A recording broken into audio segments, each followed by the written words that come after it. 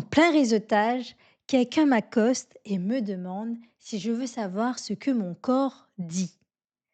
Je vous raconte comment ça s'est passé et comment j'ai répondu à cette demande, pour le moins particulière. Une personne me demande ce que je fais, question plutôt anodine en situation de networking. Je lui réponds volontiers, puis arrive ce moment où je lui retourne la question. Et là, après m'avoir communiqué le métier qu'elle exerce, elle me fait la remarque suivante: vous êtes dans le mental.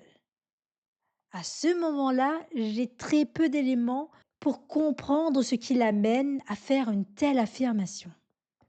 Je me dis que c'est peut-être les trois mots-clés, réfléchir, décider et agir, qui ont attiré son attention et dont possiblement elle attacherait une signification exclusivement mentale. Je trouve le sujet stimulant et je commence à lui répondre, mais elle m'interrompt et elle me dit: le corps ne ment pas. Je la regarde plutôt confuse, cherchant à comprendre où elle veut en venir avec cette affirmation qui arrive sans contexte. Et elle rajoute: le corps ne ment pas. Est-ce que vous voulez savoir ce que dit votre corps? À ce moment-là, ma confusion devient plus entière. Et elle réitère sa demande: est-ce que vous voulez savoir ce que dit votre corps? Et rajoute: moi je demande toujours l'autorisation.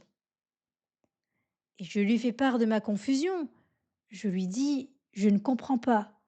Et chose importante, je ne me contente pas de dire que je ne comprends pas. Pour tirer la situation au clair, je rajoute des questions qui sont les suivantes. Est-ce que vous voulez savoir si dans mon approche, je prends en compte les émotions, ou vous me demandez si je veux savoir ce que me dit mon corps? Ce sont là des questions factuelles. Et là, très clairement, elle me répond la deuxième réponse. Et là, je comprends qu'ici, son intention n'est pas d'ouvrir un dialogue sur nos pratiques respectives, mais bien une mise en application en direct de sa pratique sur ma personne. Alors, je traite sa question et ici, j'ai fait le choix de motiver cette réponse.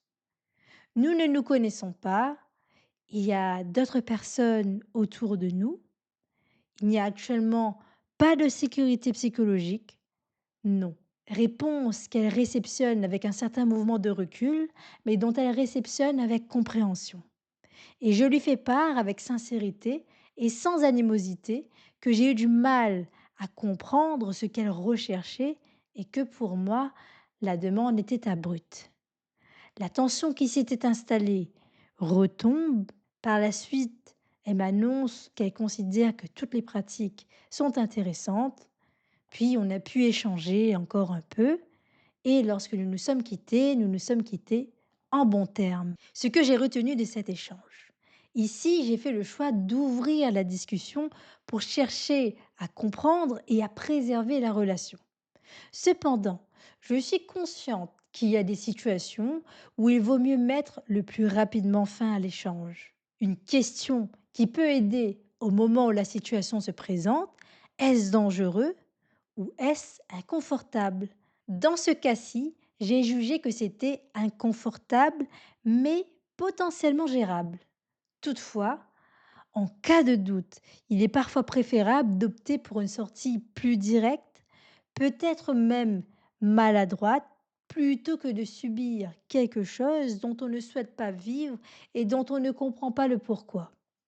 À charge par la suite d'examiner la situation vécue pour récupérer des éléments permettant une meilleure gestion, voire même une meilleure prévention pour les fois prochaines. Si vous vous retrouvez parfois dans ces situations floues et que vous n'arrivez pas à clarifier ce qui se joue ou à réagir de manière à vous préserver, réservez votre séance de coaching avec moi. Nous travaillerons ensemble pour apprendre à poser vos limites avec assertivité. Je suis Mélanie Ainaro Caveri, coach professionnel, et j'accompagne mes clients à réfléchir, décider et agir, même quand ça semble difficile. Je vous remercie d'avoir regardé cette vidéo et je vous dis à très bientôt. Au revoir.